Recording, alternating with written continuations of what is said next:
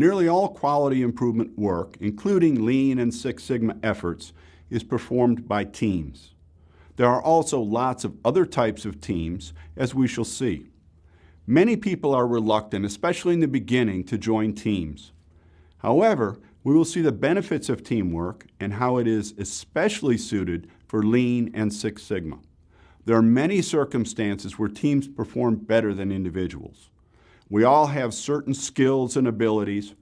Working on a team allows you to collaborate with others who have different skills and abilities and knowledge. A key characteristic of high-performing organizations is their tendency to work in teams.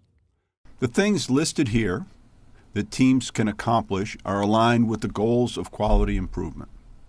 It's nearly impossible to accomplish many of these things alone, and if you could, it would take too long. A team is a group of people working together to achieve a common purpose for which they hold themselves mutually accountable. In many teams, the important decisions are made by the group, not a single individual. All team members share in what the team produces. The work of each team member is interdependent with that of others. Each person is dependent to some degree on the work of other team members.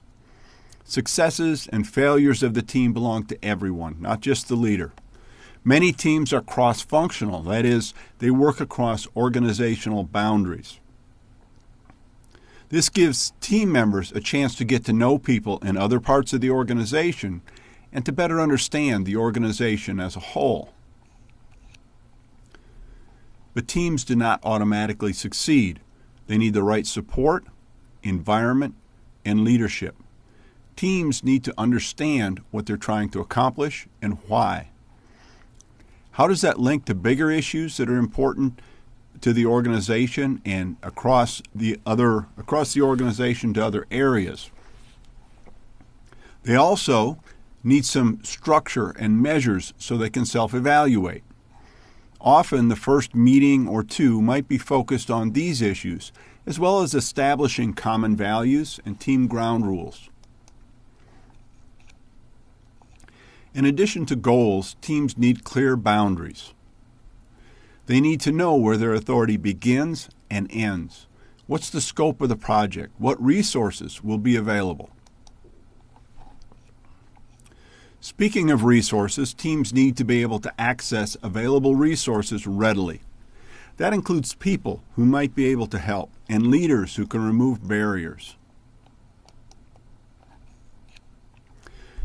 It is natural for individuals to resist change. However, when they're involved in solving a problem or improving a process, they develop a sense of ownership. It's important to not jump quickly to solutions.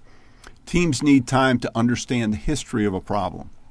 If you keep fooling with the process, you introduce additional variation, and improvement becomes a moving target.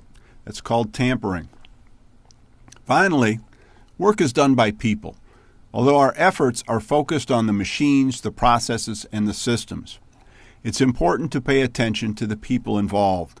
Without their genuine commitment and support, the team is likely to fail.